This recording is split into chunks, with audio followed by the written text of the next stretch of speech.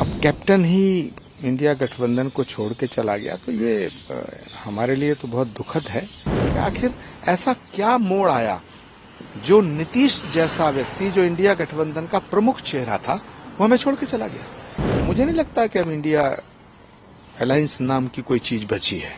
इसके कई कारण हैं, लेकिन मुख्य कारण जो मैं देख पा रहा हूं, एक तो राम मंदिर के निमंत्रण को ठुकराना। जो इंडिया गठबंधन को बनाने वाले लोग हैं और जिनके ऊपर जिम्मेदारी थी, ये उनकी असफलताओं का परिणाम है, ये उनके निकम्मेपन का परिणाम है। देखिए, नीतीश कुमार जी एक बहुत ही सुलझे हुए राजनेता हैं और बहुत वरिष्ठ हैं, और उनका इस तरह से इंडिया गठबंधन को छोड़ के जाना, क्योंकि इंडिया गठबंधन के एक प्रमुख चेहरे थे वो, या यूं कहिए उसके संस्थापक सदस्य जैसे होता है। अब कैप्टन ही इंडिया गठबंधन को छोड़ के चला गया तो ये हमारे लिए तो बहुत दुखद है, लेकिन चिंतन इस बात का करना चाहिए कि ये नौबत क्यों आई। उन नेताओं के खिलाफ कार्रवाई होनी चाहिए जो इंडिया गठबंधन में कोऑर्डिनेट कर रहे थे। आखिर ये कौन लोग हैं?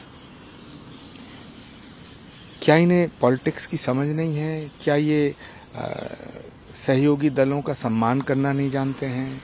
क्या ये उनसे ठीक कोऑर्डिनेशन नहीं करते हैं? क्या ये राहुल गांधी जी को और खड़गे जी को ठीक ब्रीफ नहीं कर पाते हैं? भाई, पंजाब में आम आदमी पार्टी ने हमें दिखा दिया, ममता जी ने बंगाल में दिखा दिया, अखिलेश जी ने भिक्षा स्वरूप जैसे भीख में देते हैं ना 11 सीट देने की बात, कांग्रेस पार्टी 11 सीटों पे लड़ेगी और समाजवादी 70 पे लड़ेगी। अब बिहार नीतीश कुमार जी ने पलटा ही मार दिया, पूरा तख्ता पलट कर दिया, पूरब से पश्चिम हो गए। तो मुझे लगता है कि ये इंडिया गठबंधन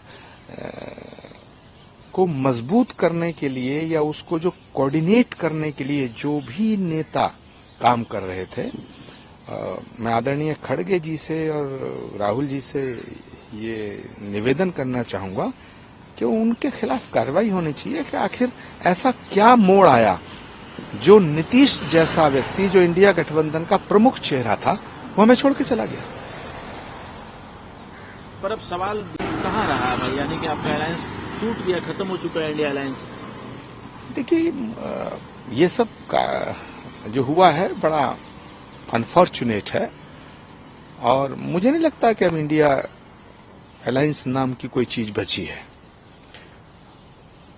और इसमें मुझे ये कहने में बिल्कुल गुरेज नहीं है कि इसके कहीं ना कहीं इसके कई कारण हैं, लेकिन मुख्य कारण जो मैं देख पा रहा हूं, एक तो राम मंदिर के निमंत्रण को ठुकराना और राहुल गांधी जी की यात्रा को पंचकों में शुरू करना। हिंदू शास्त्रों में जब पंचक लग जाते हैं, जब 14 तारीख को उन्होंने यात्रा शुरू की तो पंचक लग चुके थे, उसमें इतनी बड़ी लंबी यात्रा का शुभारंभ नहीं करना चाहिए।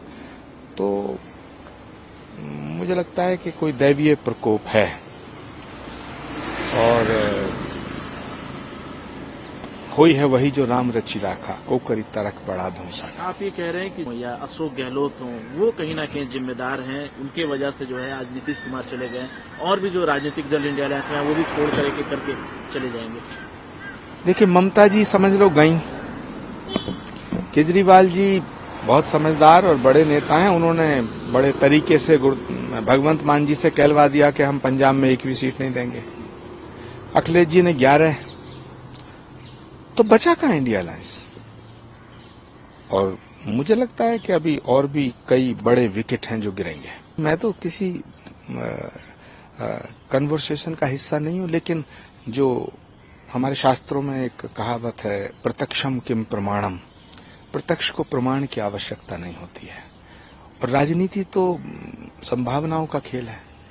दूरदर्शिता जिन नेताओं में नहीं है उन्हें शायद नहीं दिख रहा है, ये मुझे तो दिख रहा है।